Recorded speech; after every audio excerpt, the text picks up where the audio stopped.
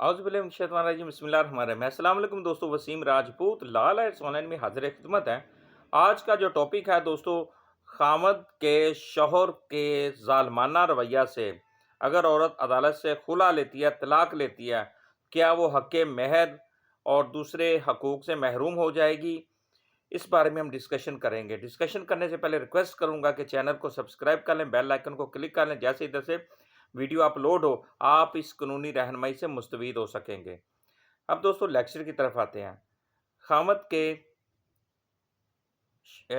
ज़ालमाना रवैया से, शौहर के ज़ालमाना रवैया से, हस्बैंड के ज़ालमाना रवैया से अगर कोई औरत तलाक का मुतालबा करती है, अदालत से रजू करती है, खुला का दावा फ़ाइल करती है, तनसीक़े निकाह का दावा फ़ाइल करती है, तो उस सूरत में उस औरत को अगर वो साबित कर देती है कि वो ये जो तलाक है ये मजबूरी में ले रही है, तकलीफ़ में ले रही है, पेन में ले रही है, लेकिन वो चाहती नहीं थी, लेकिन उसके खामद का, उसका जो शौहर है उसका जो रवैया है बहुत ज़ालिमाना है, तशद्दुद करता है, जो भी वो अगर वो साबित कर देती है कि उसके साथ उसके शौहर का जो रवैया है बहुत ही ज़ालिमाना है, जानवरों की तरह वो बिहेव करता है, तो अगर वो औरत साबित कर देती है अदालत में, तो हक़ महर और जो दूसरे हकूक़ हैं, नानो नफ़क़ा है,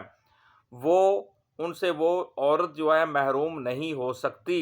उसको उन हकूक़ से, हक़ महर से मुअज्जल है, गैर मुअज्जल है और दूसरे हकूक़ से महरूम नहीं किया जा सकता।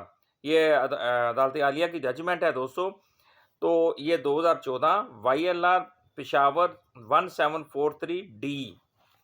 अब दोस्तों बात ये है कि हमारे माशरे के अंदर बहुत ज़्यादा इस तरह के इंसिडेंट हैं, हमारे पास बेतहाशा इस तरह के केसेस आते हैं। औरतें मजबूर होकर अदालतों में आती हैं खुला लेने के लिए।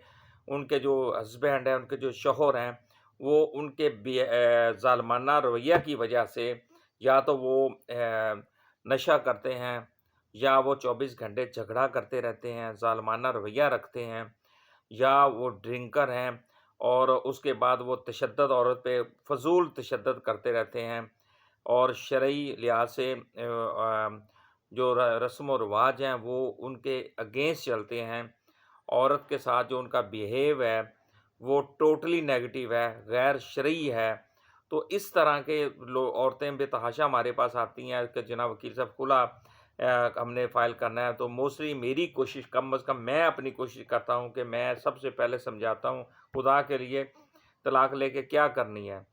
खुला क्योंकि इस्लाम में इसको नापसंद किया गया है, इसको इससे अवॉइड करता हूँ। जितनी भी उनको एडवाइस करता हूँ, नसीहत करता हूँ, मशवरा देता हूँ, तो कोशिश होती है कि वो उनका सुलह हो जाए। तो जब वो औरतें बताती हैं कि नहीं हमारे साथ ये बिहेव हो रहा है, हमारे साथ ये सलूक हो रहा है, तो हम क्या करें? अगर हम उधर जाएँगे तो उधर हम हमारे साथ वही पहले वाला सलूक, तो इससे बेहतर है हम इससे खुला लेके जान छुड़वा के अपने घर में बैठ जाएँगे, कोई नौकरी कर लेंगे, अपने माँ-बाप के घर बैठ जाएँगी, कोई जॉब वगैरह कर लेंगी, लेकिन कम अज़ कम इतना ज़ालिमाना रवैया जो है, उससे हम आए दिन तशद्दुद, आए दिन मार-पीट, इससे हमारी जान छुट जाएगी।